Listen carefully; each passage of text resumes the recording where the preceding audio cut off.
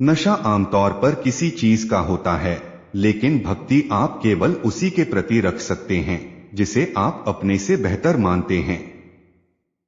भक्ति का अभ्यास नहीं किया जा सकता।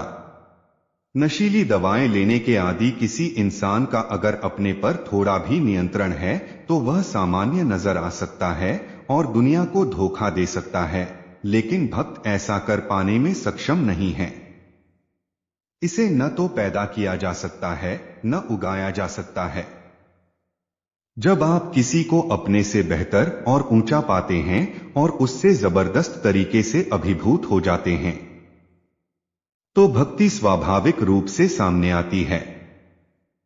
नशा इसलिए होता है क्योंकि आपने किसी चीज का स्वाद चखा और वह आपको बेहद पसंद आ गई। आप इसे थोड़ा ज्यादा करना चाहते हैं, थोड़ा और ज्यादा। इसी तरह इसकी मात्रा बढ़ती जाती है और एक दिन आप खुद को इसके जाल में फंसा पाते हैं। अगर देखें तो किसी भक्त को आप किसी नशेड़ी से ज्यादा नशे में पाएंगे। नशेड़ी अपने नशे को छिपा सकता है, लेकिन भक्त अपने नशे को नहीं छिपा सकता। यही उसकी समस्या है। नशीली दवाएं लेने के आदी किसी इंसान का अगर अपने पर थोड़ा भी नियंत्रण है तो वह सामान्य नजर आ सकता है और दुनिया को धोखा दे सकता है, लेकिन भक्त ऐसा कर पाने में सक्षम नहीं है। उसका व्यसन तो जगजाहिर होता है, वह उसे छिपा नहीं पाता। तो भक्ति स्वाभाविक रूप से सामने आती है। नशा इसलिए होता है क्योंकि आपने किसी चीज का स्वाद चखा और वह आपको बेहद पसंद आ गई। आप इसे थोड़ा ज्यादा करना चाहते हैं, थोड़ा और ज्यादा। इसी तरह इसकी मात्रा बढ़ती जाती है और एक दिन आप खुद को इसके जाल में फंसा पाते हैं। अगर देखें तो किसी भक्त को आप किसी नशेड़ी से ज्यादा नशे में पाएंगे। नशेड़ी अपने नशे को छिपा सकता है, लेकिन भक्त अपने नशे को नहीं छिपा सकता। यही उसकी समस्या है। नशीली दवाएं लेने के आदी किसी इंसान का अगर अपने पर थोड़ा भी नियंत्रण है तो वह सामान्य नजर आ सकता है और दुनिया को धोखा दे सकता है, लेकिन भक्त ऐसा कर पाने में सक्षम नहीं है।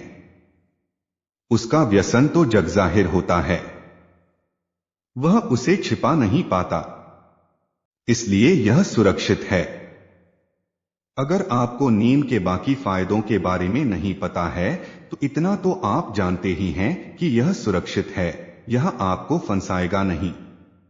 कहने का मतलब यह हुआ कि अगर कोई किसी चीज का आदी हो रहा है तो उसे जरूर ही कोई शानदार अनुभव हुआ होगा। लोग तंबाकू के आदी हो जाते हैं, कॉफी, शराब या दूसरे तरह के ड्रग्स के आदी हो जाते हैं क्योंकि इन चीजों से उन्हें अच्छा महसूस होता है। अगर इनसे उन्हें दर्द हो, अगर ये चीजें उनका मन खराब करें तो वे इनके प्रति कभी आकर्षित नहीं होंगे।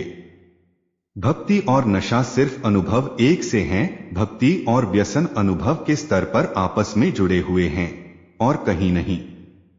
अनुभव के मामले में आप इन दोनों को एक साथ देख सकते हैं। दोनों ही जबरदस्त आनंद की अनुभूति कराते हैं।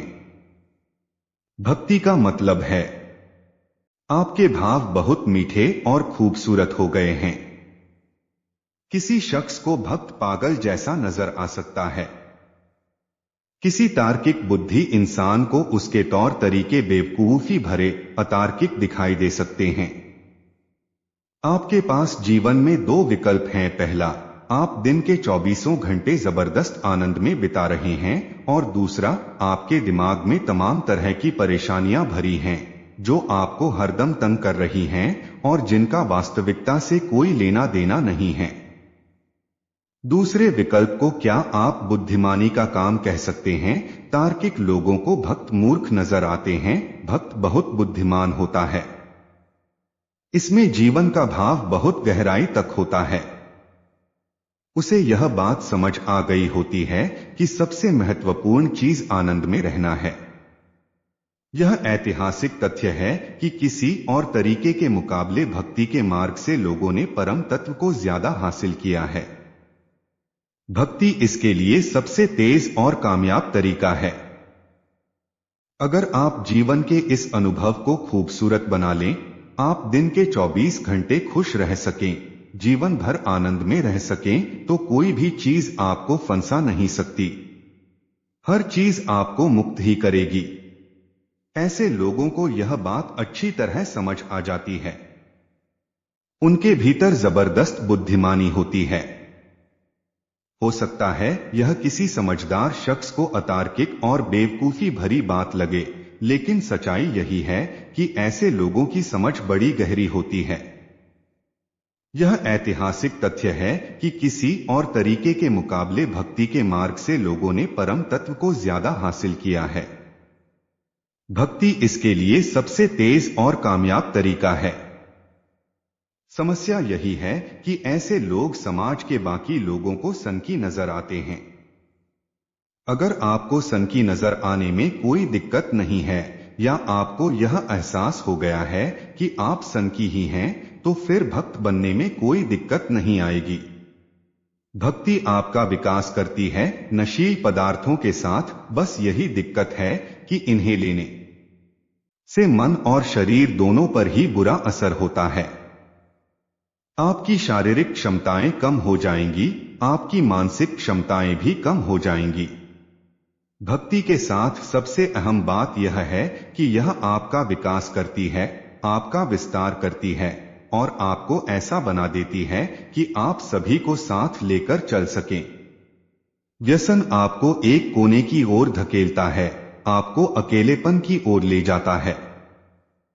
एक इंसान के तौर पर आपका विकास नहीं होता, बल्कि आप बर्बाद हो जाते हैं। दूसरी तरफ भक्ति आपका विकास करती है। जो आपने सोचा भी न था, आप उन चीजों को भी कर पाते हैं, क्योंकि अब आपकी सीमाएं खत्म हो गई हैं। भक्त भी भक्ति में पागल रहता है, लेकिन वह कभी किसी इमारत से नहीं कूदेगा। 60 के दशक में अमेरिका में कई लोगों के साथ ऐसा हुआ। लोगों ने ऊंची ऊंची इमारतों से छलांग लगा दी, क्योंकि उन्होंने LSD लिया हुआ था और उन्हें ऐसा लगता था कि वे उड़ सकते हैं। एक भक्त को भी ऐसा एहसास होता है, लेकिन वह कभी भी इमारतों से छलांग नहीं लगाता, क्योंकि उसका शरीर और मन दोनों ही ठीक से काम कर रहे होते हैं। वह भीतर से वैसा आनंद महसूस कर रहा होता है। इस तरह व्यसन आपको कमजोर बनाता है, भक्ति आपका विकास करती है। दोनों के ही अनुभव बड़े सुखद होते हैं। व्यसन आपको आनंद के कुछ पल दे सकता है, लेकिन भक्ति आपको लगातार आनंद में डुबोए रख सकती है।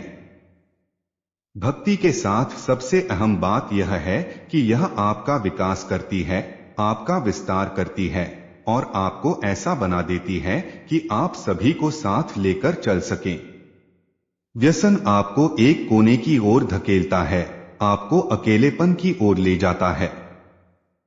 धीरे धीरे यह अकेलापन इतना बढ़ जाता है कि इंसान को बेचैनी और अवसाद की खाई में धकेल देता है, क्योंकि आपका शरीर और मन दोनों बर्बाद हो जाते हैं। ऐसे में कहा जा सकता है कि एक आपका विस्तार करता है और दूसरा आपको बर्बाद करता है। दोनों के बीच यही सबसे बड़ा फर्क है।